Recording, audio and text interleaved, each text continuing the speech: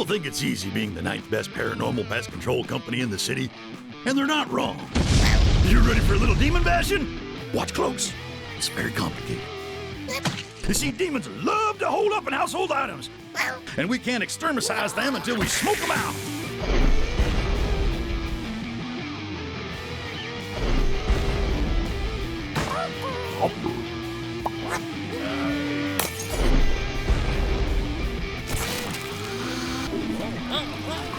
Those other paranormal guys might have licenses, professional equipment. You piece of I just want you to know, safety is my number 12 priority. Oh, no, not again! We have a problem.